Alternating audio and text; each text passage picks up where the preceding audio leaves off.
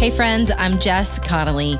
I'm an author, a coach, a Bible teacher, and a local church leader, and I love talking to real people who know what it means to have full lives, but also want to walk in abundance.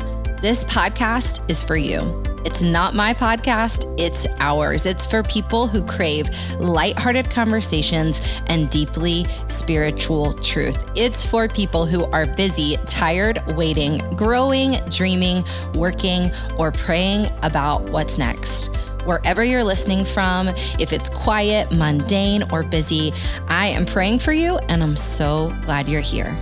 Let's go. When was the last time you made time to do something truly creative? In my busiest, wildest, and hardest seasons, that's when, for me, I try to just put my head down, work hard, and get through the day. But what if expressing our God-given nature of creativity wasn't just a resource we used for seasons when we feel like it? What if making space to create actually led to the health of our souls, our relationships, our calling, and our rest? I have one of the most creative women I've ever met, my sister Caroline, here to talk with me today, and we're going to dig in. Whether you'd consider yourself super creative or you'd say you don't have a creative bone in your body, this is for you. Drum roll, please. Introducing. That was great. Oh, thank you so much. My sister, Caroline, making her Jess Connolly podcast debut. That's right. I'm very honored. I'm very honored. Are you kidding me? I've been listening for years, and I'm like, I get to be on this? What? Are you kidding me? So I'm so grateful. Well, you're finally here now. You live here in Charleston. Moved to Charleston. Finally with the fam. Seeing you multiple times a week is the best joy of my life. It's the dream. I can't get over it. It's the best. Okay. We're going to talk all about creativity, but will you kind of give everybody like the scope of what your life is like? Because you do live like a very creative life. I want them to understand who you are. Give them your bio, as official or unofficial as you want it to be. Absolutely. I've been living alone pretty much since I left college. Yeah. I've always been an individual. Kind of grew up in the house a little on my own because you and Katie went to college very early in my life. So learned to play by myself, learned to be creative on my own. And I think that's manifested into adulthood and why I like to be alone and live alone. And that's where I like to be creative as well and have my hobby time. So I love that description about you because that is actually like really formative. Being like you weren't an only child, but we had like two phases of family. Right. Because I'm 11 years older than you. Katie's 14 years older than you. That probably was very formative in your creativity. It was. And watching y'all start your careers as well, I think I was like, oh, well, I need to be doing something. I was like watching you guys get up in the world really early in life. So I was like, okay, let's go. What's going to be my thing? Like, I got to step up. I love that. I love hearing you like, well, first of all, shame off you or like striving off you. You don't have to step up. You always have. But on top of that, so you immediately entered into creative work after college. It is interesting how we like took different paths to being like seeing ourselves as creative women. I feel like yours was so intrinsic in identity. Like, this is who I am and this is what I'm going to do. Mine was like, interesting. I can do things, like I didn't know that for a long time.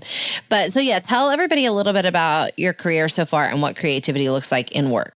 Yeah, I started at Anderson University. I studied graphic design, very underrated graphic design program.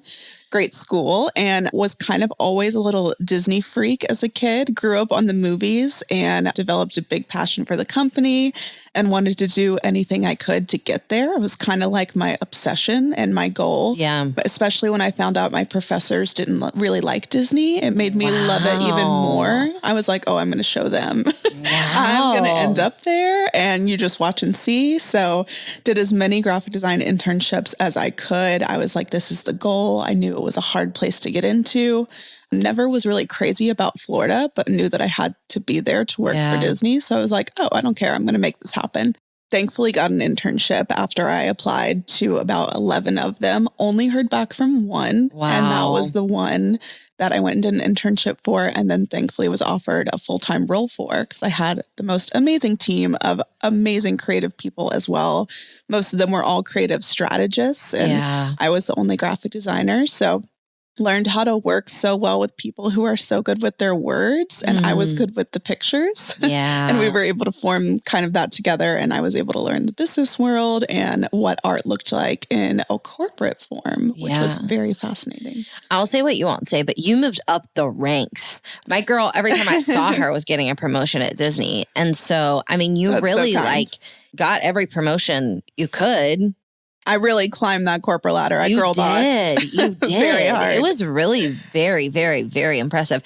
And so I think also from your family's perspective, like we're all in ministry and we were like, wow, like you can get a promotion.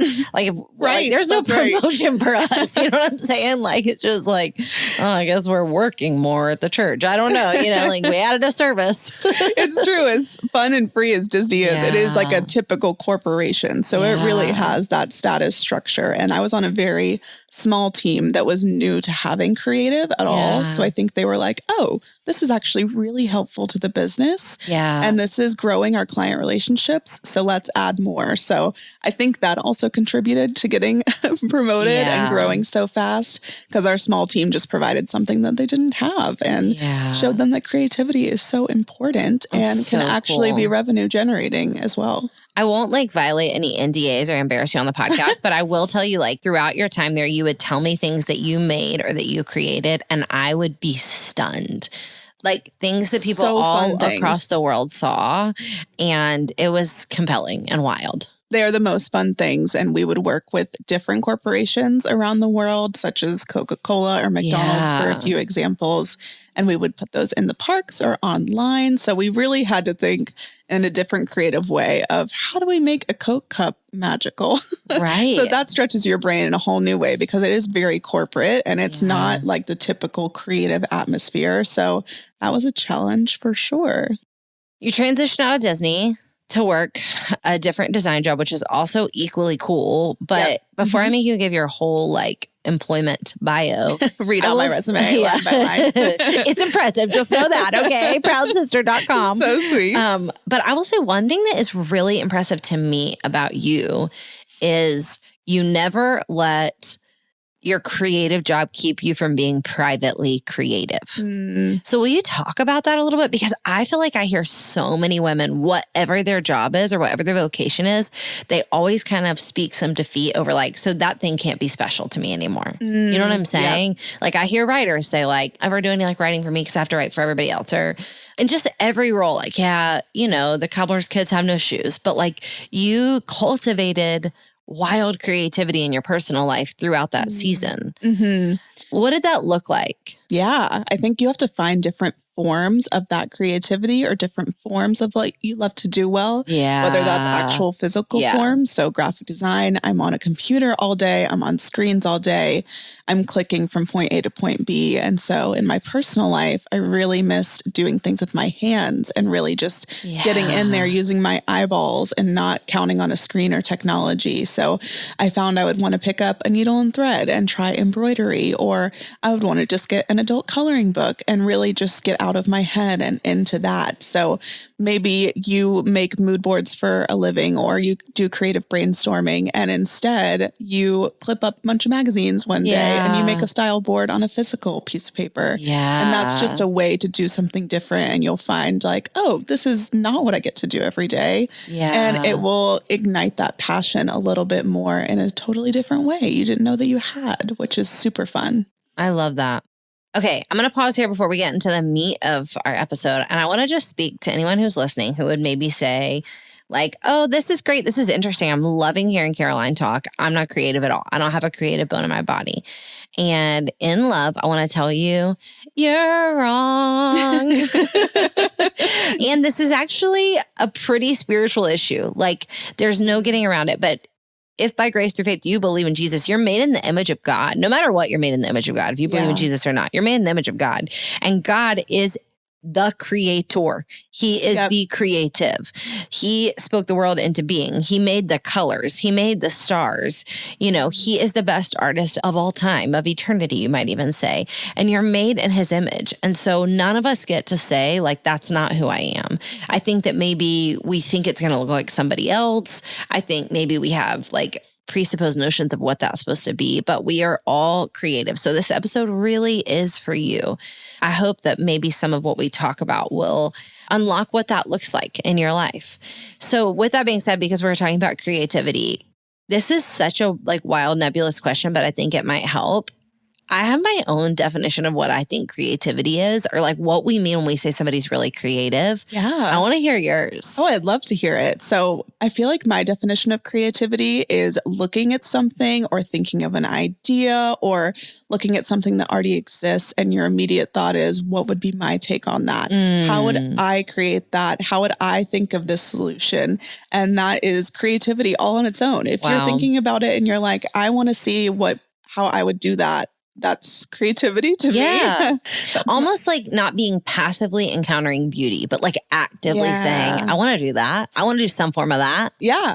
I love that. Absolutely. I love that. I'd love to hear yours. Okay, here's mine. This is not all encompassing, but when we say somebody's really creative, this is how I would sum it up. If you think of like your most creative friend, I think a characteristic that I see in all creative people is they really know what they like and they want to see it come to fruition. So, for example, like if you think of your most stylish friend, I don't necessarily mean like she looks the most put together or like she wears all the right trends, but every time you meet her, you're like, wow, that's a cool outfit. I would have never thought about that. Yeah. I think probably what she's accessing is she knows what she likes and she wants to see it come to fruition. It's not maybe necessarily that she has like the most expensive clothes or the biggest wardrobe. She just knows how to like combine things, you know? Yeah. Or similarly, when you go in someone's house and you're like, wow, this is so stylish or this is so beautiful. It's not usually that it's like super cookie cutter and it looks like everybody else's. It's usually like, wow, they have accessed their own style and made it come to fruition. Yes. You know? I feel like you'll find too, people are like, I don't know my style. I can't form a style. I don't know how to create my palette. But like you're saying, you'll find if you just go to the paint store and you pick out things that you like and you put them in a pile in your hands, they go together because that is uniquely your style. So good. You've already created it. 100%. Just in your head. So even for me then saying like, well, using both of our definitions, like, so maybe even some like big picture ways to unlock creativity is I would say access what you like.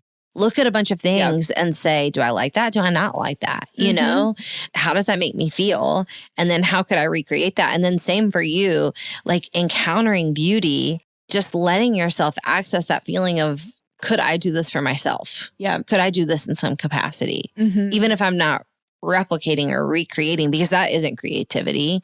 Like copying somebody else's thing isn't creativity. That's just copying, you know? Right. Yeah. Okay. Really interesting. I love that. I love that. You're such a creative girl. Okay. Before we go further, I do want you to talk a little bit about what creativity looks like right now in your life, because your creative endeavors are so vibrant and non-standard that I think it will free people up a lot to think like, oh, wow, we don't just mean, you know, painting. Right. You know? Right. Tell about some of your favorite creative endeavors right now. Yeah. So I will start by saying I am an Enneagram 4. Love. Obnoxiously, if I see a lot of people doing something, I know that I don't want to do it because it's not going to be unique enough, which is very annoying trait. But then it will cause me to find these really random hobbies, which is very fun.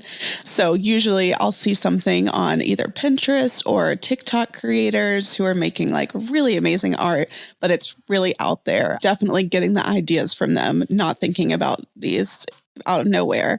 But I just started making stained glass, as you know. My girl's making stained glass. Is so odd and it's so not. fun. It's so cool. And it's not the kind of the stained glass you would think like you see in a cathedral. It's more like these handheld pieces that go on a little chain and stick in your window. And it's really fun modern designs like celestial moon and stars, or maybe it's a bumblebee, or it's like these really trendy things like you would see on Pinterest, but you just make them into stained glass. No joke of a hobby. First of all, it's not cheap. And I didn't know that until I started ordering everything one by one. And I was in too deep already.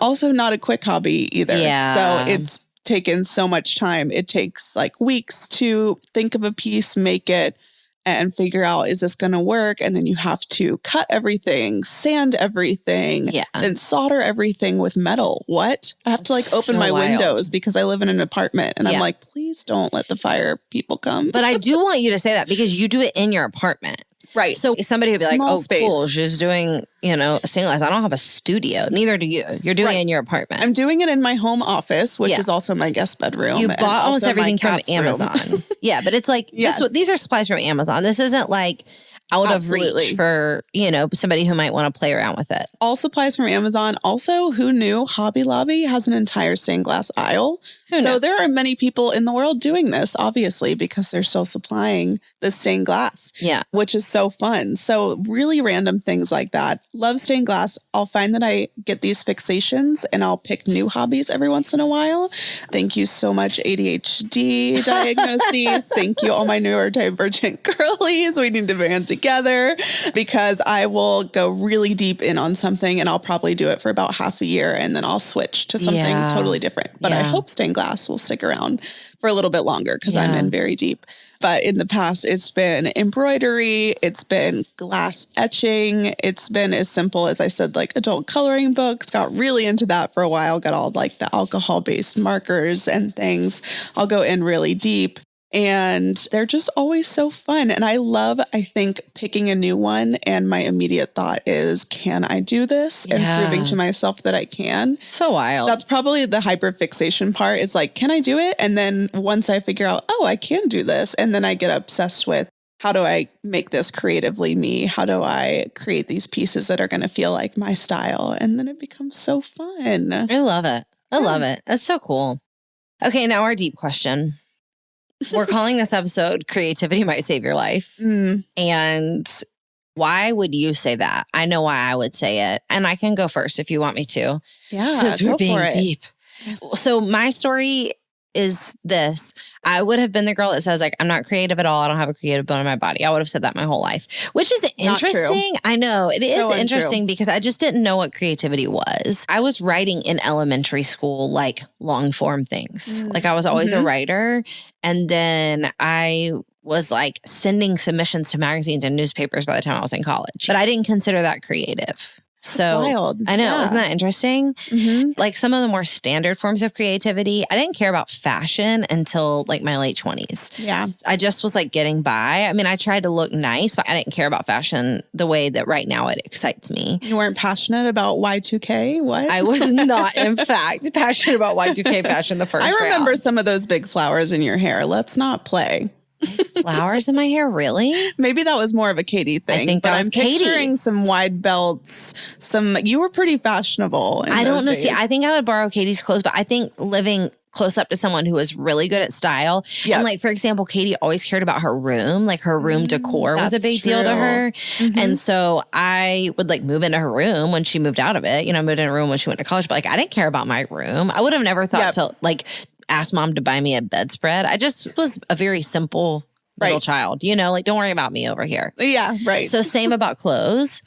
And then I still didn't really know I was that creative. I actually, when I started realizing like, I think there might be something here for me, which I would say I'm living in a little bit of the redemption of that season, is right after college, I got a job at Anthropologie. That was like my full-time job straight out of college. But I thought I wanted to work at Anthropologie for sales because I just thought it sounded cool. Honestly, I don't know what I was thinking. Yeah, that's fair.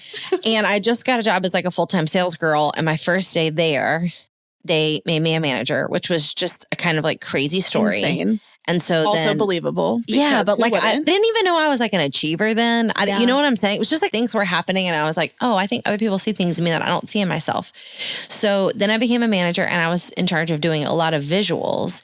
And that was a paralyzing season of my life because I was learning how to be creative at the same time that I was doing it as a job and I was getting critiqued for it. Like as you would, I'd put together a mannequin or I'd put together a vignette on the floor and somebody would be like, not so much. And I would just cry because it was like my first time, you know, doing things like that, you know. So I actually ended up quitting on the spot after what I now believe was I had a panic attack, but I didn't know it then. And I quit on the spot and became a nanny. Wow. And then I like essentially nannied until I had kids. And then I had kids and I didn't have jobs for a few years. And then we were living in poverty. So I couldn't like buy home decor or clothing, you know? So I just got by. I lived a very gray, black and white, non-colorful life. And then I don't know what happened, but I started making little designs on Nick's laptop. I didn't even have a laptop. I didn't have a phone. Like I like judged people who had iPhones. If you guys didn't know that about me, like literally I was like, I would never do anything online. I would never do that. But I had started a blog because I like to write. And so then one day I was playing around on Nick's computer and I made a little design, I think, for my blog. And that's kind of how it started. And that led to an Etsy shop that became Naptime Diaries, my small business. And in my first year, we did, in the first like 6 months it was open, we did like $40,000 or $50,000 in sales. And our family had been living in poverty. And so then all of a sudden I was like a creative and a business owner and trying to figure that out. The next year we like doubled and doubled and doubled again for the next few years. And then all of a sudden I was coach. Anyways, creativity saved my life, you know? Yep. And I don't mean because it helped us financially. I mean, because it woke me up out of a deep, defeated slumber and gave me some hope and some abundance about my identity that I hadn't had for a very long time. Yeah. And so that season really did change everything for me. And I don't know, it just really helped. And then fast forward to this season, I won't say as much about, but anyone who listens to the podcast knows like it's just been a very, very, very difficult year for us, for you, for me, for our entire family. And small creative endeavors are once again just really saving my life. Life-saving. Absolutely. Yeah. Yeah. And even with the designs you were doing on Nick's computer, saying they were just silly little things you were trying. It's not even something you thought would save your life. You weren't doing this with the intention of like, oh, this needs to be everything. You were doing it just because it came natural. And you were like, I want to try this. This sounds fun. And you got a passion for it and you wanted to do it. And then it ultimately ended up becoming what is everything now, which is just so incredible and such a God thing of saying like, this creativity has always been in you. Let me show you. And he did. And that is so magical, I think. My daughter Glory's in the room. So hey, Glo. Hey, Glo. But the first ever design I made that became a print in my print shop was I made it when actually we were in the hospital.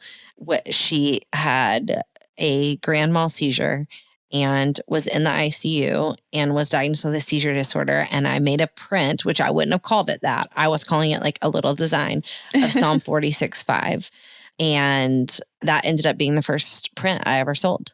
Wow. I was making it like as a prayer while I sat in the ICU. Yeah. You know? Yeah. Yeah. That's such a God answer. How about you? How has creativity saved your life? I would say if there's been any moments in life where I felt like I was not being an achiever or I was not able to do something to completion or I was feeling stuck, creativity, even those little tiny fun little hobbies was something I could fully complete and accomplish on my own. I could see the end result. I could check it off from start to finish.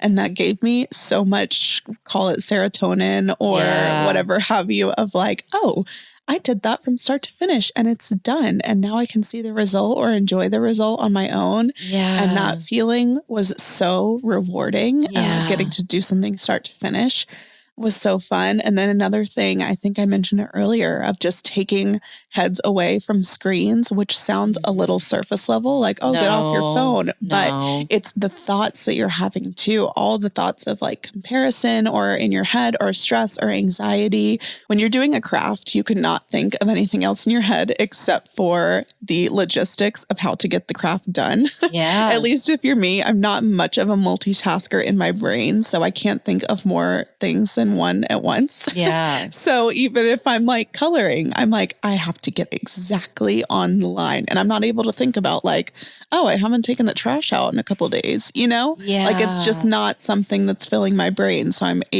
that takes me out of my head completely and just puts me in another place, takes me away from all of that. So that saved me multiple times.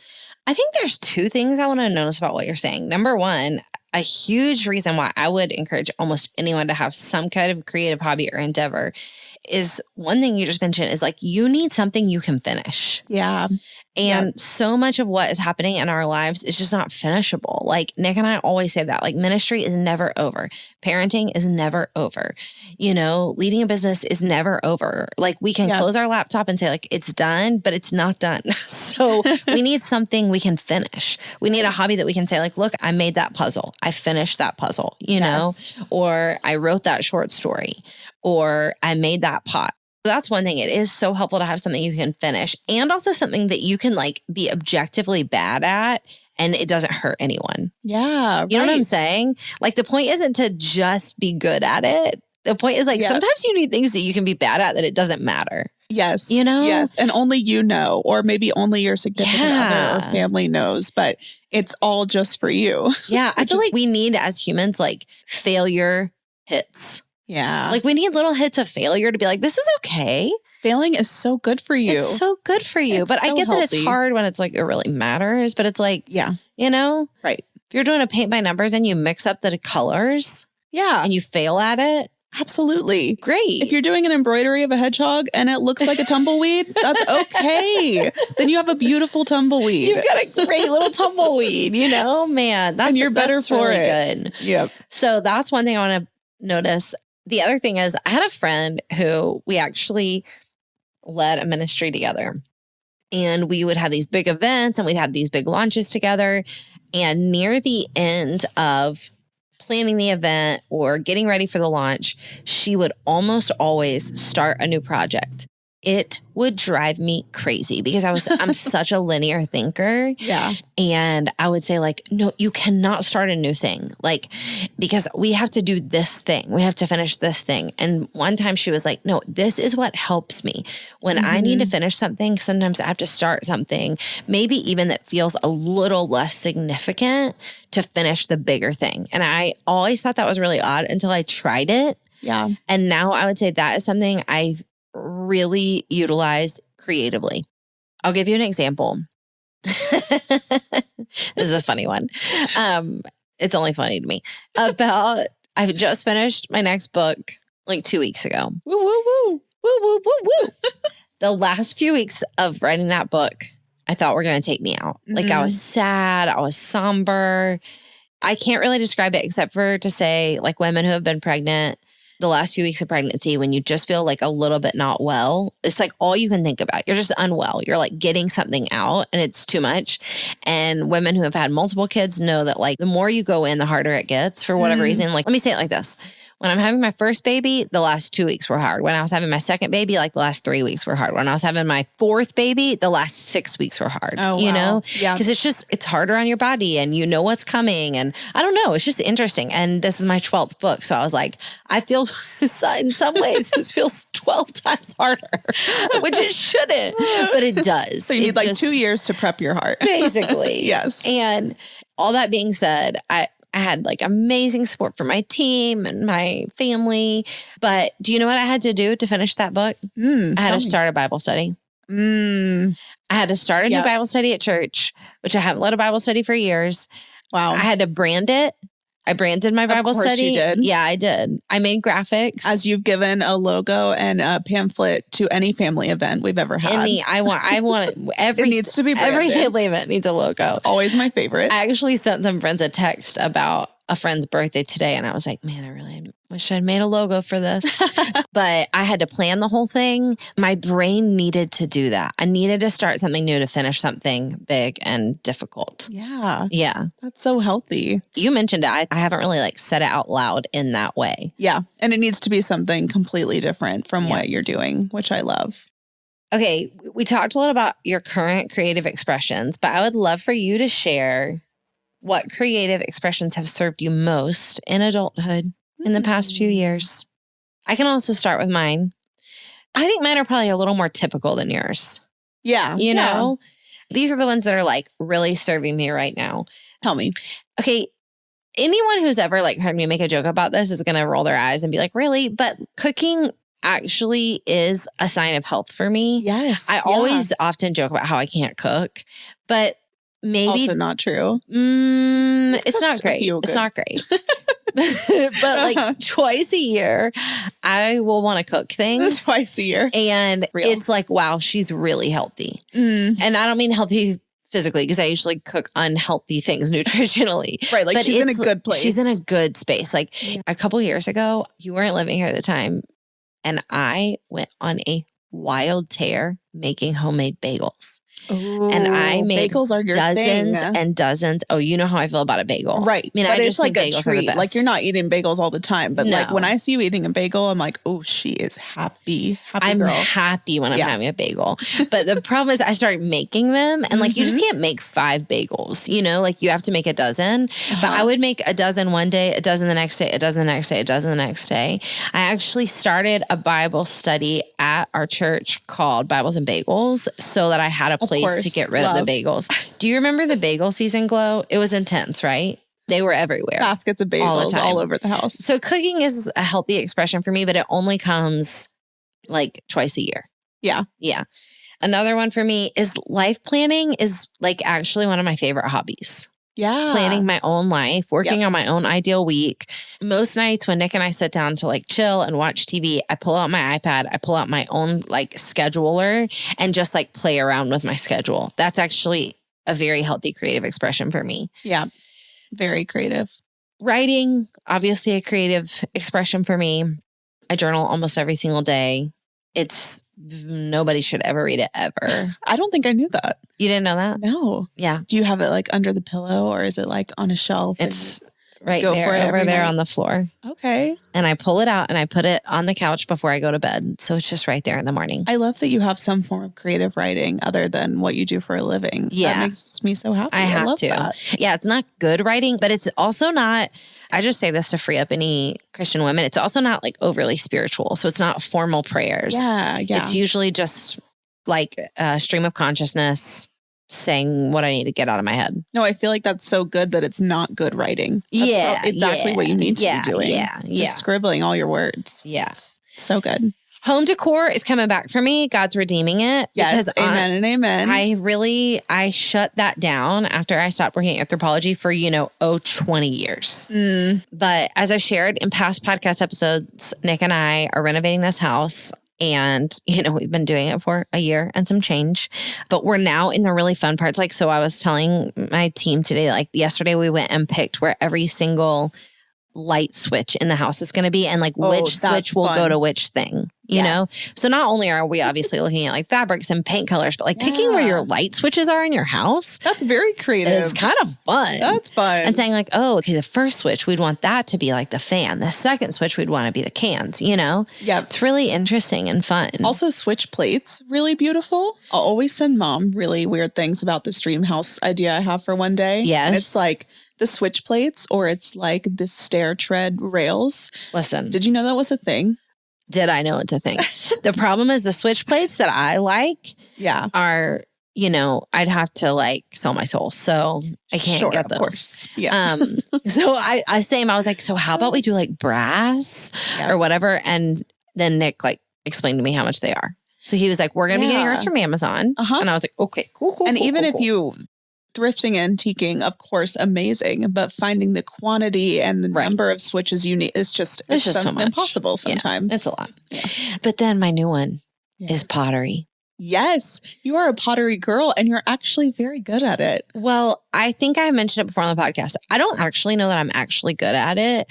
I just had a miraculous experience where the very first time I went, the woman who was teaching my class decided I was good at it and kept telling me and kept telling other people. And I'm a words of affirmation girly. Absolutely. And so I was like, I think I am great at this. All right, I'll buy a membership here. Yeah. I will say about pottery, what's wild is that I knew I was supposed to do it. Yeah. And the second I sat down at the wheel, I was like, I'm home here. What made you think of it? Did you I promise you, I don't know. Just came into your head. But I'm going to tell you another, that's also a good example of ones that are really inspiring from TikTok or Instagram. Yeah. Because have you ever gotten on this algorithm of potters? No, not specifically of potters. Oh my gosh. Pot talk? Pot talk might be about something else. Yeah. No. Ceramic talk. I'm actually I've barely dipped my toe into TikTok. I finally just downloaded it on my phone. Congratulations. Yeah. Big creative outlet. I mean, I'm just such a millennial. I'm just I don't know how it works. You got to get your algorithm Instagram is so understandable. Right. Because it can be a scary place without it. But once you got to train it like a dog. I need to get on pottery TikTok, but I'm on pottery Instagram. I'm on that algorithm. Yes. And I'm telling you, huge, large format vases and really incredible and creative glazing and treatments. Yeah. But so combining those last two for me, my goal is that in our new house, I would like to make all of our dishes. That's a great goal. Oh, I love that. So by the end of the year, I would like to create our dishes and bowls. Yep. I think you should purposefully mess one up and make that a piece of art. And that's an entryway piece. I like that. I feel I love watching the videos where they just kind of mess one thing up and then they smash it. No, those are my favorite. That's more fun than seeing the completed ones. Yeah, I like those. I think what I feel most compelled to in pottery is very large format pots and vases. That's what I want to spend my time on. That's what I want to get good at.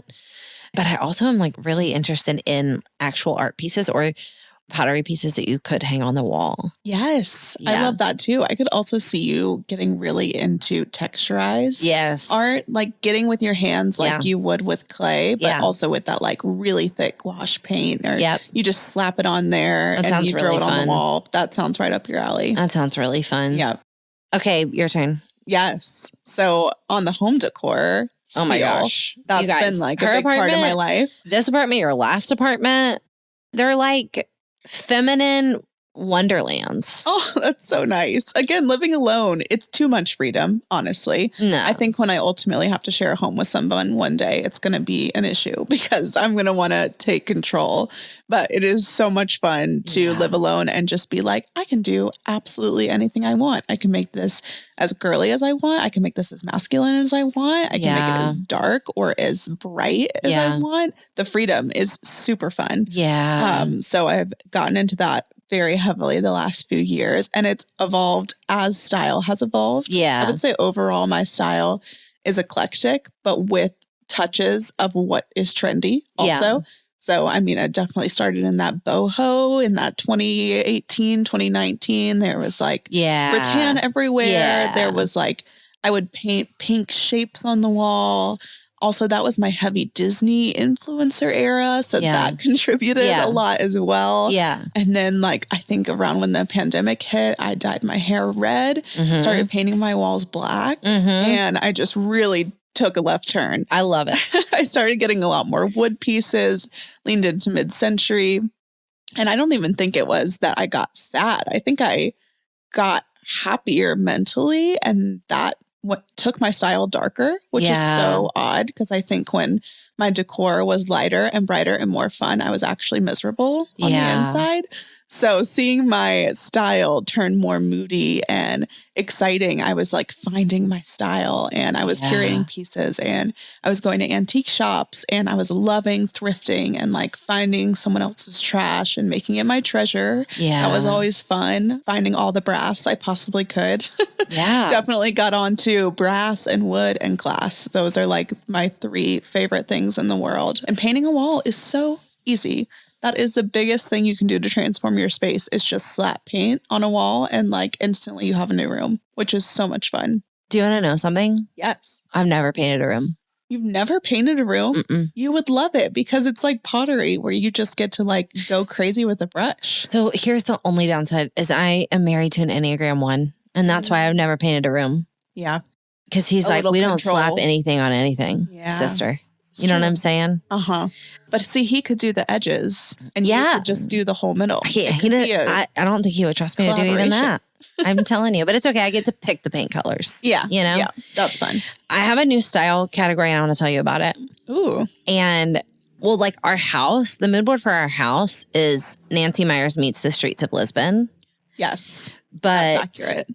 I have a new personal fashion style that I'm going for that I want to tell you about. Ooh, okay. I'm calling it Rich Neutral Cowgirl. Rich Neutral Cowgirl. I've never been a neutral girl like for the last 15 years. Yeah. I am feeling a deep pull towards neutral, and I do not mean sad beige. You know what I'm saying? Yeah. I mean like richer. Organic. Yeah. Like, you know, obviously I've been having a love affair with brown for like the last year and a half. But browns, I mean, I think leopard's a neutral. I think I'm going to be bringing some leopard in. Yes, of course. Like warm neutrals. Yes. But I think that it's a 40s thing for me. I've cut my hair. I think I'm ready to have like a little bit more like of a formal style. Yeah. And that has not been something I felt. I've wanted to be very casual, very like down to ride. Maybe she's going to the gym or maybe she's going to, write a book right now. And now I'm kind of like, now I always want to look like I could, I don't know, like lead a board meeting. And I've never felt that way in my whole life. Yeah, absolutely. I also picture cowgirl as like Casey Musgrave's cowgirl.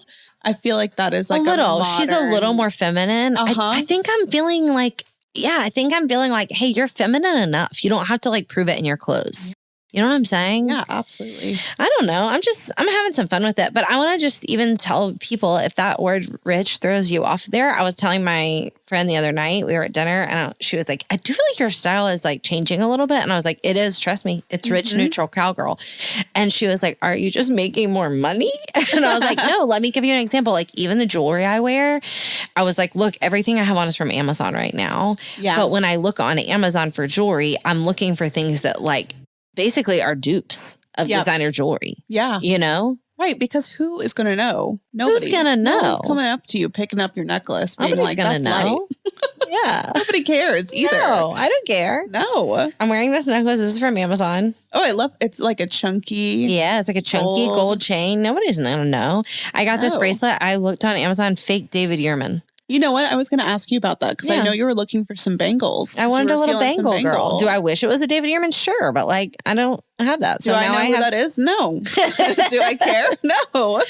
It's a rich neutral cowgirl. You know what I'm saying? Okay. All right. Here's our last question. Let's just answer or like let it out into the air. Why do women not make time for creativity? Yeah. I think it's easy to get into that defeatist and comparison mentality almost immediately. Yeah. And it's like, oh, I see this woman doing this. There's no way I have the time or the energy to do it like they could. Yeah. And I think the beauty of that is you can't because that is uniquely her or that is uniquely him. And what you're going to do is going to be uniquely you. Yeah. And so it's always supposed to be different. Your take is always supposed to look like what is going to be your own.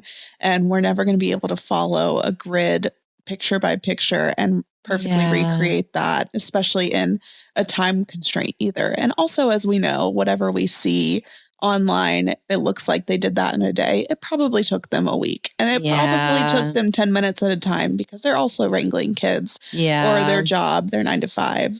So I think there is always time for creativity, even if it is those 10 minutes a day. And you're like, oh, I'm going to take a few minutes after my work before I start cooking dinner. And I'm going to work on this piece that I have on this little corner of the table because it's going to reset me for the rest of the night. Yeah. That's all it takes. Yeah.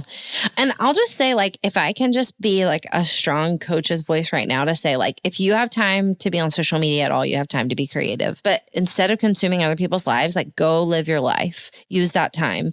And I would also just say, like, kick the enemy in the teeth. Yeah. Like, the enemy comes to steal, kill, and destroy. So he's the one telling you, you don't have time for that. You won't do good, blah, blah, blah, blah. It's not who you are. Like, that does not sound like your father. So stop obeying the enemy and just do something life-giving for yourself in Jesus' name. Jesus' name. Come on. Okay, we're going to give you a bullet list of here's some things to get you started. Yep.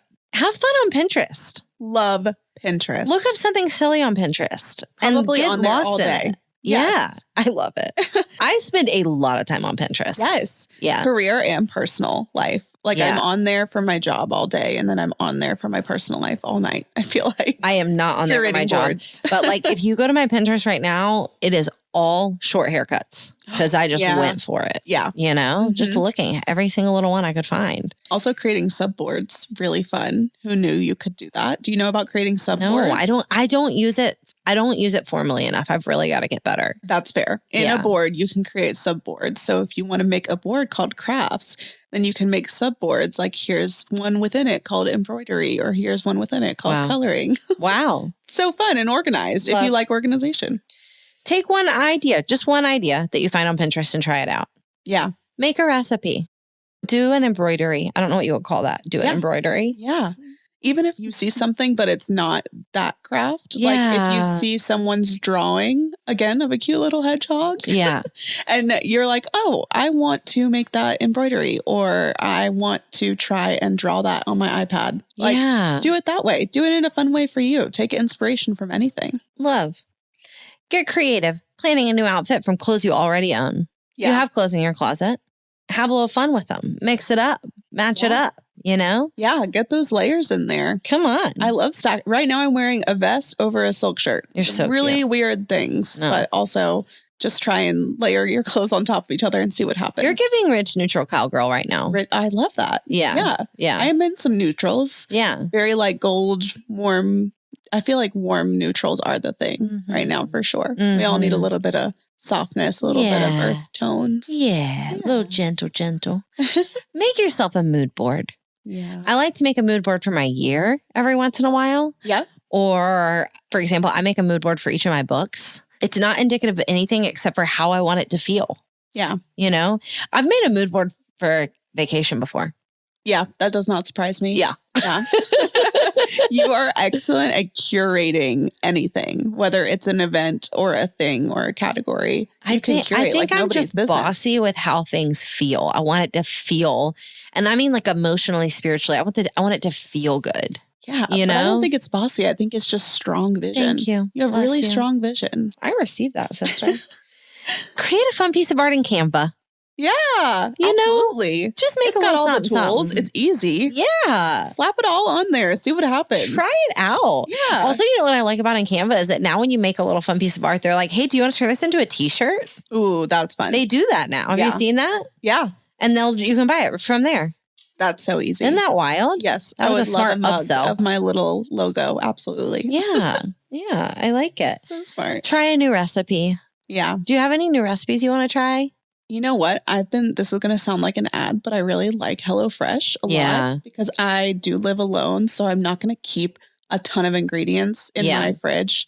Really funny. When I moved in, you opened my fridge and you were like, oh, you haven't gone grocery shopping yet. I know. And it was all my HelloFresh meals and probably a gallon of milk. And I was like, oh no, I went yesterday because I just don't cook from scratch a lot, but those meals are so good for me. Nor do I, it gives me but everything. My husband does. Right. Yeah. Yeah. But that was so funny because those are really easy for me and it taught me how to cook. And I just started not burning the chicken. So I think that's a great accomplishment. You're killing it. I'm so proud of you. I started thinking about recipes around this time of year, you know, but like I'm thinking about like sauces or like, I don't know. I'm like, I want to make a great sauce, you know, or like a really great dip. Yeah. Yeah. Mm-hmm. Yeah. I'm excited I've about been that. loving some flatbreads are easy. Okay. Because I'm obsessed with zucchini. Don't know why. Zucchini and like Brussels sprouts have become my two new favorite vegetables. So doing flatbreads with like some pesto and zucchini and tomato. So good. Also, chili is so easy. It is chili season. Just do like a bean chili. Yeah. If you're a vegetarian, I love black bean chili. But get weird with it. Have some fun with it if you want to. You've come to dinner at my house, so you know something that we're trying at our house right now that I think is creative, but it's also very functional, is we're doing like a serious aperitivo hour over here with the kids and the adults. So a lot of nights while Nick is making dinner, I will put out some charcuterie. Yeah. And I do it to just kind of like gather everybody around and it's all like buzzing and humming and I like it. And to me, it's like a serious family culture thing. Yes, absolutely. When I'm going to dinner at mom's as well, we have a little charcuterie board and we sit on the porch and we decompress the day. Yeah. And it's the best thing ever. Yeah. I mean, I definitely got it from mom. That's like her thing. She is the charcuterie. She's like, I've been doing this way before it was called charcuterie. Right. Yeah. She but just it's also called it not cheese and fancy. crackers. Like we've got wheat thins and Kakuna cheese and that's charcuterie. But I'm having fun like mixing it up with my kids and saying like, look, this is salami and this is goat cheese. And like, here's this fun like strawberry cracker and here's some hot honey you can dip it all in. Like, let's have fun with it, you know? Someone was asking for where to get good prosciutto the other day. And I was like, Nick and Jess would know. Trader Joe's. They would know immediately. Yeah, exactly. Yeah. I was like, you guys know all the best meats and cheeses we out know there. all the meats. You and Katie always bring the best cheeses to family events. I'm like, I didn't even know this was a thing. I love a cheese. Pottery class. I think it's so fun. Look for one in your area. But you want to know one that I got obsessed with a couple years ago that I know that you have strong feelings about? Tell me. Buy some of those beads from Amazon. Yes. By the way, I still have your beads. You can keep them. You're totally fine. I need to give them back. My daughter glows in the room. She's been on a little bit of a bead kick. Yep. But last year for my birthday party, I made every single one of my friends a bracelet that like reminded me of their personality. Yes. And it was the most fun creative endeavor for like the weeks leading up to my birthday to just like honor my friends and think about them. And I just did it every night for a couple of weeks and it was so life-giving. And again, curating color palettes. Like, putting together colors is so much fun in any form. And bracelets and necklaces are a really easy and fun way to do that. Yeah. I love that you picked colors for your friends and you're like, this colorway is you because of this and this. And I know that you probably gave really good words for all those colors because you can just assign things like that so well. Well, thank you. That is so fun. Any other ones that you would add there? I'm going to bring back adult coloring book, but I'm going to say not the complicated, overwhelming ones with the tiny spaces. No, thanks. Get really fun, like big shaped ones. There are some on Amazon that are just big shapes instead of like those mandala-esque things that you're like, I don't have time for this. Yeah. Find one that's just like a little bear sitting next to the fireplace. I've never loved do something creative with it. Like do a gradient from a darker blue to a lighter blue, maybe on his little apron. Or maybe get a white paint marker and add little highlights. Like do something else that's going to be a little fun, a little creative. Embellishments. Yeah. Don't get stressed out with like, how am I going to do this whole page? But instead take a bigger space and do something creative within that. That's a fun little different way to do it. Also painting nails. I've gotten really into painting my own nails and some would say that that is a form of upkeep. And I would say yes, but it also can be very creative. I love that. It's another, like curating color palettes is very fun. I've been obsessed with different nail effects. So like the cat eye effects have been very fun. And also chrome on top. Like you always see at the nail salon, they rub that glitter dust into your nail. You can do that at home. Right. And the supplies is not that expensive. The little gel lamps, you just get an LED lamp. Go to town. It does take some time. I would say carve out like an hour of your day at least. But if you have the time, that is a very fun thing to do and saves a ton of money. Okay. We love that. Our mom has been doing paint by numbers. Yes. So good for her. Incredible for her. And when it's light out. Cool. Because as soon as the sun sets, she says she can't do it. She can't see anything. Yeah, it's real. Same. I can't see anything when the sun does. I basically want to turn up the brightness on my whole life anyways. Right. Okay. Hey, thanks for joining us on this episode. Hey, this was the most fun ever. I hope it was life-giving for everybody. You are creative. Go be creative. It might just save your life. Friends, I'm so grateful you listened to today's episode. Thanks for spending time with me. It would mean the world to me to connect with you. So you can send me a DM on Instagram at Jess A. Connolly or head to my website, jessconnolly.com for more ways to connect. If you have a minute to subscribe and leave a review of the podcast wherever you listen, it would massively help us reach more people with the good news that they can live fully awake. Let's go.